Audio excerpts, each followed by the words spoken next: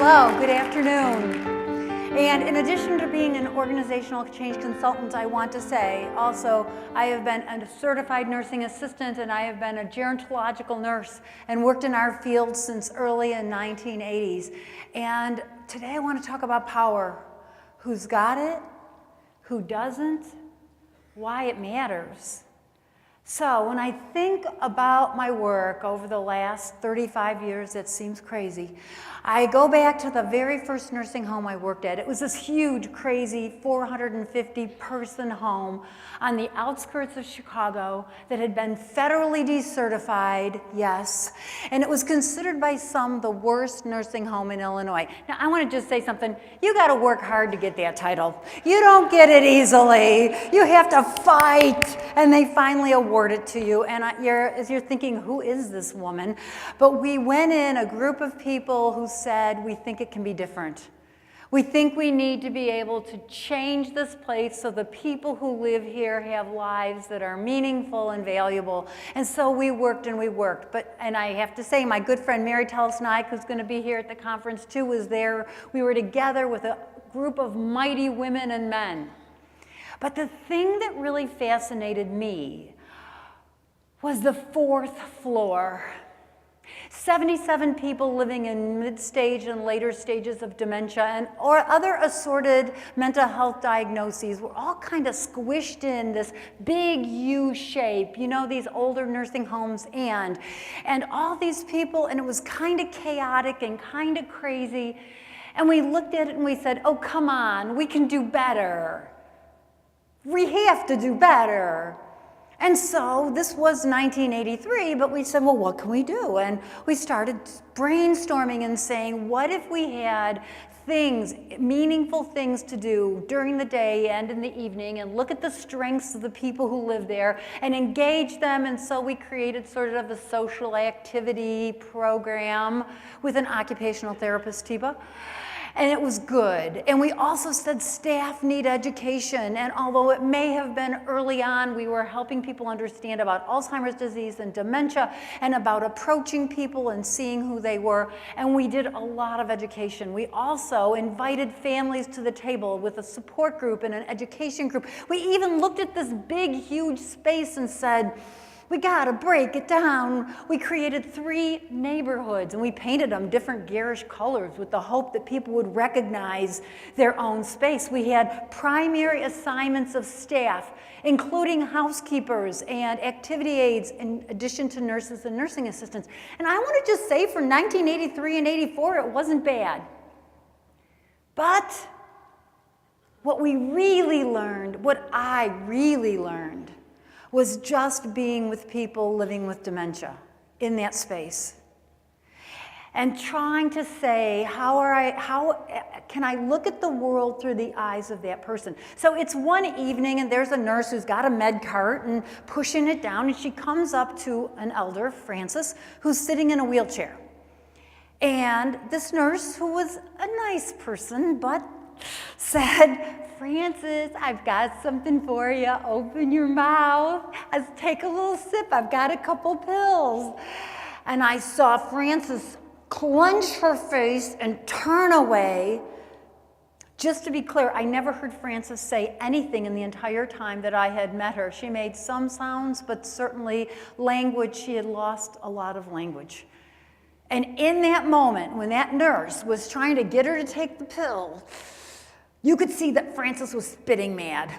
So the nurse says, you know, refuse, push down the hallway. But I just felt waves of anger coming off of Francis. And I looked at Francis and I looked down at the nurse and I just said, Francis, I hate her. And Francis said, as clear as a bell, yes, yes. I'm not making this up. And the moment I said, Francis does not like the fact that she is not powerful and she is not seen as a whole person. And she is telling us that so clearly. So I took that and I sort of put it in my pocket and kept going forward and kept working in our field among lots of different jobs, many of them in dementia special care.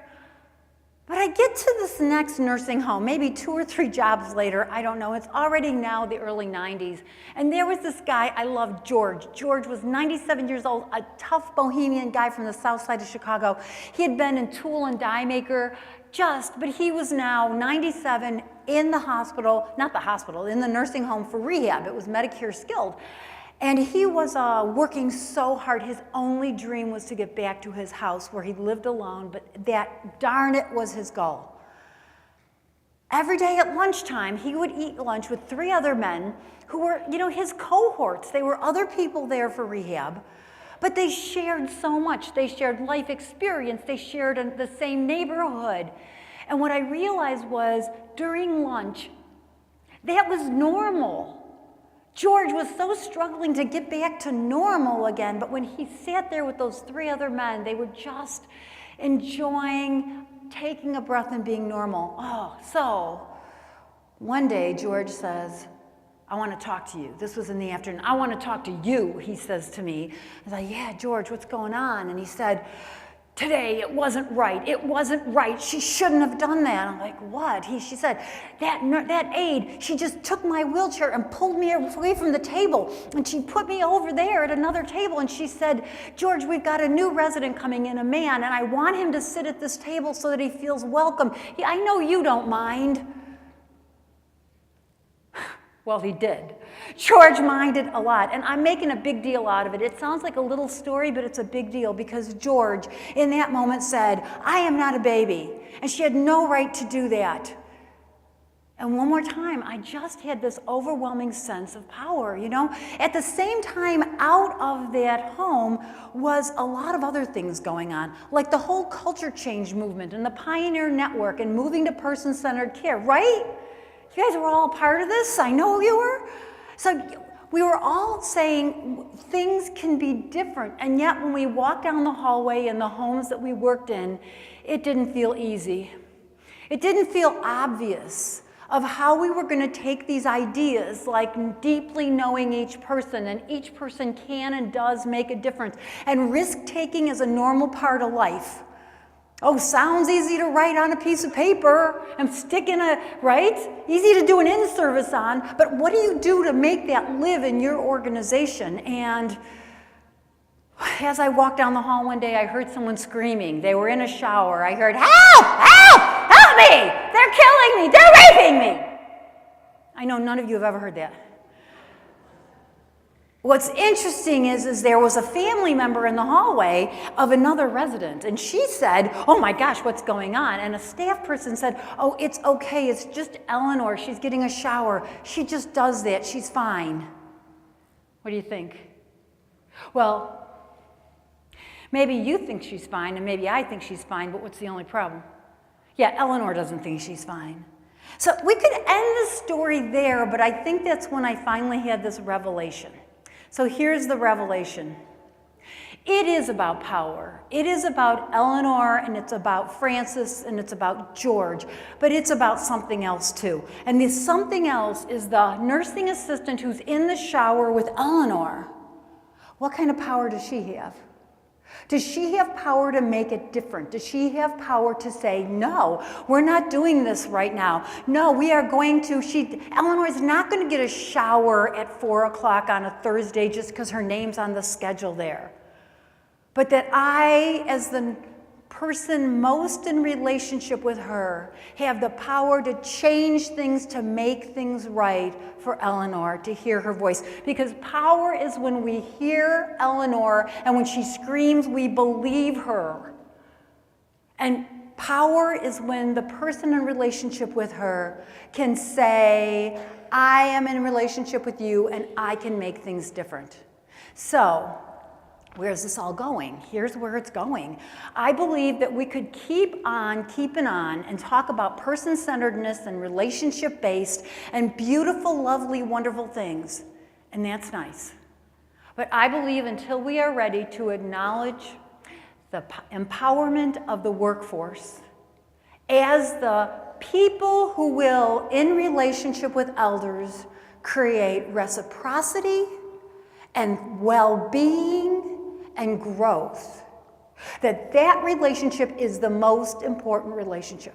So as leaders, what can we do? Well, I believe that the time is now for the second phase of the culture change movement. And the second phase of the culture change movement is for us to take on becoming coaching leaders. And as coaching leaders, it says that we have belief. We believe, I always feel like we should say, we believe that the people who are in direct relationship with those elders are smart and capable and resourceful. And that as a coaching leader, I set down the conditions of empowerment. I have parameters in which I model and demonstrate what this new model of care looks like, what I believe in about person-centeredness and relationship-based, but also I give the parameters of the boundaries where I say, you are powerful and you can practice, and these indeed is the scope of your practice. So just think about that. To that nursing assistant, that activity aide, that housekeeper, this is the scope of your practice, and I want you to live up to the full scope of that practice. I believe a condition of empowerment is information. How are we making information available all the time? And when I think about Interact, really such a deep part of that is bringing information to people, but being open to all the knowledge people have that they are able to share and they are able to coordinate. So information, resources.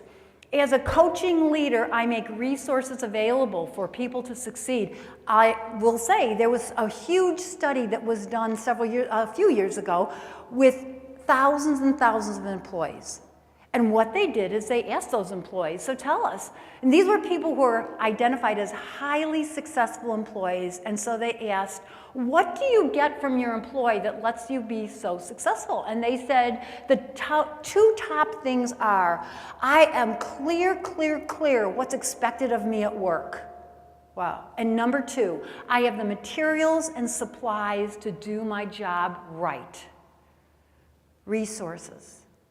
Education and skills. This is not work just anyone can do. People deserve excellent, interesting education, skills that are clearly identified, and we support people to grow. And it's not talking about computer-based learning where they do the same packet every year, but rather excellent, professional, engaging education. Last but not least, supportive environments. We're saying, as a coaching leader, I am creating a place where people can do risk-taking, they can try out new things, they can succeed and they can fail, and I am there. That I am inquisitive and curious, and when someone takes something new on, I as a coaching leader say, so tell me about that, and what worked last time. And when you tried it before, what were your challenges? And what were your successes? And what have you thought of that can make this even better? And I believe in you, and I'm here for you. So, I believe that the new phase of this culture change movement is around empowerment, and it's empowerment of the elders, and it's empowerment of staff, and that as leaders, we have an opportunity to take it on. So I want to end with a quick story. So I've been at PHI for 1 year. It's an organization out of the Bronx, and our tagline is better jobs, better care. So you can see where I'm coming from. But before I was there, I was at the Greenhouse Project for 6 years, and I really think that's an amazing model. You know, it's a deeply transformative model, and I'm sure some of you know a lot about it, some of you a little. But what's funny about that Greenhouse Project thing is I would get a chance, along with some of my other friends, to go around and do workshops at greenhouse homes. And the people who came to the workshops were people who were thinking, maybe we want to build these. And they'd come and they'd see them and they'd say, oh, I love the house. And they'd say, oh, I love the model, elders rule. And then they'd say, so I love the whole empowered work thing. You know, these direct care workers who in the greenhouse home, they call them shabazz. And these shabazz work as self-organized teams. But what people would say over and over again is, I don't think we can do this because we don't have staff like that. I mean, these people are amazing. They were talking to them at the greenhouse home. They'd go, they're amazing, but we don't have people like that. Oh. Can you feel your stomach drop? Can you feel the ache and the pain? Because of course you have people just as capable and glorious and resourceful as those Shabazim. It's just that maybe their jobs are so small and their jobs are so powerless that their heart just can't be in. So I want to end by just saying power. Power. Who's got it? Who doesn't? Why does it matter?